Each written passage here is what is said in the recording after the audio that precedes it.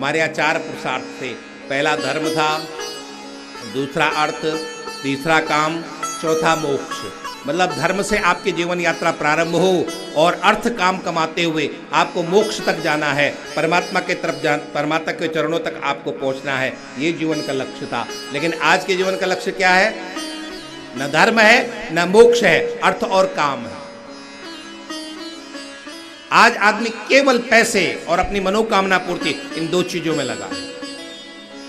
हमारे यहां संस्कृत साहित्य में एक बहुत सुंदर श्लोक आता है, टका धर्म टका कर्म टका ही परमम तपम यस्य पार्श्वे टका नास्ति हा टका टकटकायते। पैसा ही आज के लिए धर्म हो गया है, पैसा ही कर्म हो गया है, पैसा ही तपस्या हो गई है। जिसके पास पैसा नहीं है वो केवल पैसे के पीछे भाग रहा है और कुछ बात नहीं।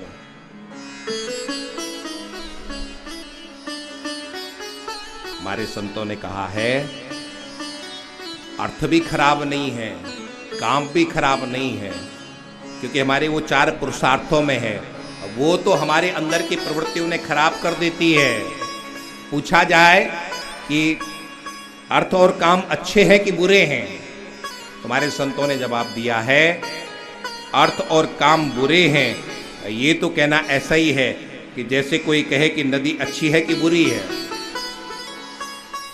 नदी अच्छी भी है और नदी बुरी भी है। नदी अच्छी कब है? जब वो अपनी मर्यादा में चलती है, तब नदी अच्छी है। और जब वो नदी मर्यादा तोड़ देती है तो वो नदी क्या करती है? फिर बाढ़ लाती है, विनाश लाती है। यहां भी बाढ़ आई थी जमुना जी में, कितने लोग परेशान हुए, कितने घर गिर गए, लोगों को घर खाली करके जाना पड़ा। आपका अर्थ और काम एक मर्यादा में रहे, आपको मोक्ष की तरफ लेकर के जाएगा। लेकिन जब वो अर्थ और काम मर्यादा तोड़ देता है तो आपके जीवन से धर्म भी गायब हो जाता है, आपके जीवन से मोक्ष भी गायब हो जाता है, और फिर आप झूलते रहते हो, यहीं लटकते रहते हो, यहीं भटकते रहते हो।